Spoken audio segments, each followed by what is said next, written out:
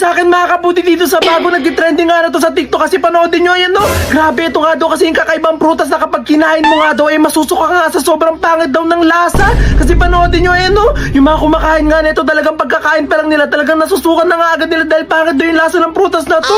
Totoo ko yung pangit yung lasa nito kung nag-inarti lang sila yan. Hala. So ito na, nabili ko na yung kakaibang prutas nga na yon na talagang binili ko pa sa ibang bansa. Na kapag kinain mo nga daw tong prutas nga na to ay masusuka ka nga daw sa sobrang pangit daw ng lasa neto. So titignan natin kung totoo yun o baka uma-acting lang yung mga napanood natin. So buksan na natin to. So let's go!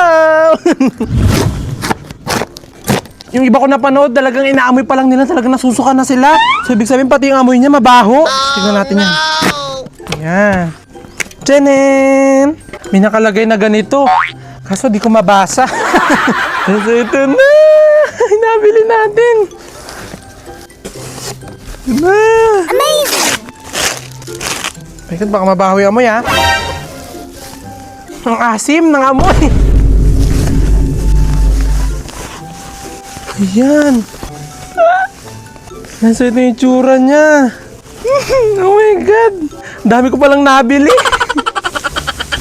Ayan, so ganito yung itsura niya, yung makikita nyo, para siya may mga butas-butas. Tapos yung amoy niya, maasim. Para may pagkaamoy na saging. Pero maasim siya, hindi naman siya talagang sobrang baho katulad na napanood ko na nasusuka na sila sa amoy pa lang. Ayan, so wag na tayo magpatumpik-tumpik pa, tikman na nga natin to at titignan talaga natin kung talagang pangit yung lasa niya na talagang mapapasuka ka. So let's go. So pipili tayo dito ng hinog kasi napanood ko yung hinog na yung kinain nila. So ito may mga hinog na nakita ko. Ayan, ito yung mga hinog. Kasi itong green medyo matigas-tigas pa. So ito yung kakainin natin itong hinog na. So titignan ko pala muna kung anong itsura niya sa loob. Ayan, ganyan yung itsura niya. Nga! Yung asim niya parang sobrang asim na mabaho. So tara, tikman na natin. And 1, 2, 3. Nakabahan ako. Let's go. Ngayon lang kasi ako nakakita ng gandong prutas. Kinakabahan ako. Ito talaga.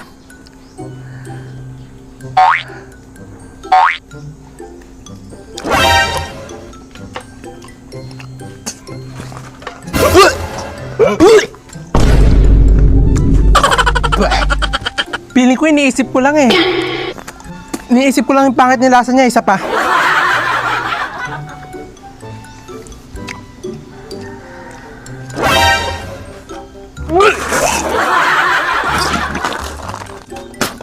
Totoo nga, hindi ko lang iniisip. Comment nyo nga po kung anong tawag sa prutas na to. Ay, tapon na nga to. Basurahan. Yun. Sobrang nag-trending nga mga kaputi itong sobrang weird na to na pagkain sa TikTok kasi umabot nga to ng 200 million views kasi tignan nyo itong kakainin ng babae no. Niluluto niya yung parang itsurang dila pero kinakain daw to. Trending na trending to at talaga na-curious ako kung anong lasa nito kasi mukha siyang masarap. Kaso weird eh no. Ano kayang lasa nito? Wow! Grabe, anong tawag kaya dun mga kaputi? Pati ano kayang lasa nung kinain ng babae na yun para kasi siyang dila na sobrang haba tapos sobrang laki. Parang dila siya ng dinosaur. Meron palang ganung pagkain. Ano kayang tawag dun? Ay, pati sa kaya makakahanap nung gusto-gusto kong tikman yun. Yung tagal ko na nakikita sa TikTok eh. Kahit sobrang weird ang itsura niya, gusto-gusto ko sa tikman at mapatunayan kung masarap siya o hindi. Gabing-gabi na saan ako hanap nun? Alam ko na, magiging ibon na lang ako. Baka mahanap natin sa Eric kung meron pa nagbebenta nandito. Ayan, and 1, 2, 3. Ah! Ano ba yan? Wala akong mahanap dito sa lugar namin. Sarado na lahat ng mga tindahan, gabi na kasi.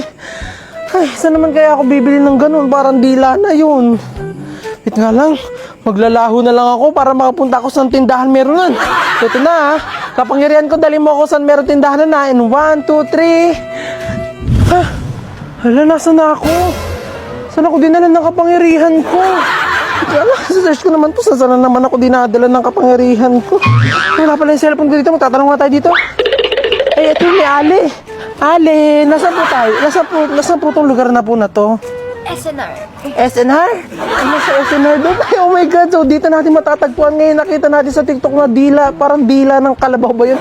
So, tara na. Hanapin na natin.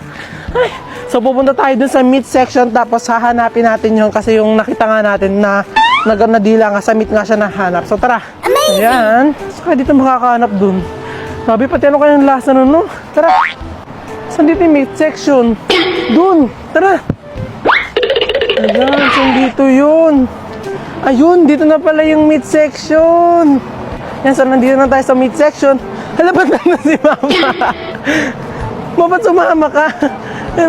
Ba't nandito si Mama? Sumama siya sa kapangyarihan ko. Ba't nandito kayo?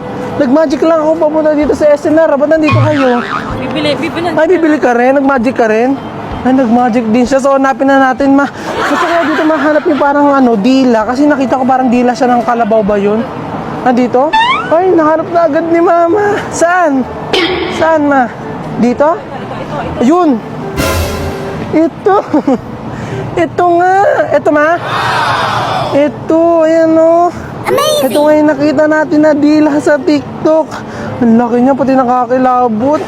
So, ibig sabihin, kapag nandito to, nakakain to. So, bibili natin to at titingnan natin kung masarap. So, tara na.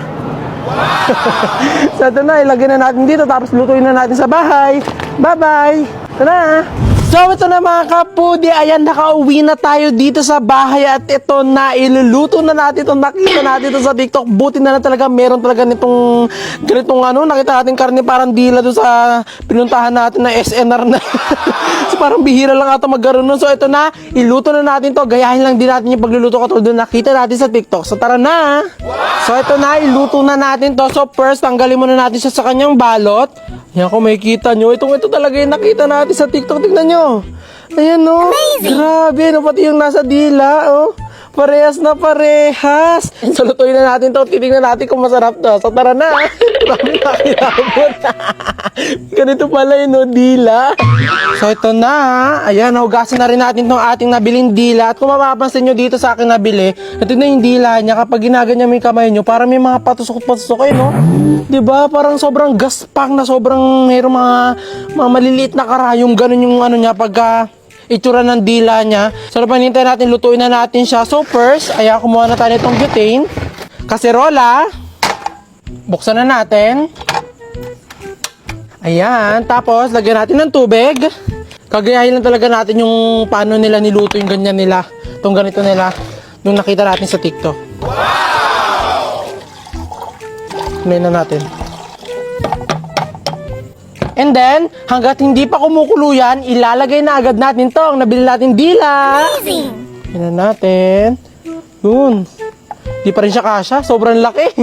Sobrang laki po na itong na to, dila na to. Tapos, pag nailagay na natin siya dyan, isusunod na rin natin yung mga pampalasa niya, yung mga nakita ko sa TikTok. So, meron tayo ditong sibuyas, carrots, dahon ng laurel, tapos, asin. Sarap pang hinihintay natin, ilagay na agad natin siya hanggat hindi pa kumukulo yung tubig. So, maglagay muna tayo ng sibuyas. Yan. Lagyan natin yung dalawang yan. And then, carrots. Lagyan na rin natin yan dyan. Diba? Para lang tayo nag-ano. And then, dahon ng laurel. Yan. Lagay rin lang natin dyan. Yan. And then, susundan na natin siya ng asin. Yan. Mas maraming asin. Mas maganda. Para matanggal yung pinakalansa niya. At hintayin na lang natin ito kumulo ng sobra at okay na daw siya, pwede na daw siya agad kainin. Ay, ano ko yung lasa na ito? Ayan, takpan na natin. So, hintayin na lang natin ito maluto. Ay, ano ko yung lasa na ito? So, ayan na, kumukulo na. Grabe, tignan nga natin. Ayun. Ang bango. Naamoy ko yung mga pinaglalagay natin ng mga vegetables. So, ayan. Pakulan natin siya ng sobra-sobra para talagang lumambot yung pinakadila at makain na natin. Ay, anong oras pa kaya ako abutin ito?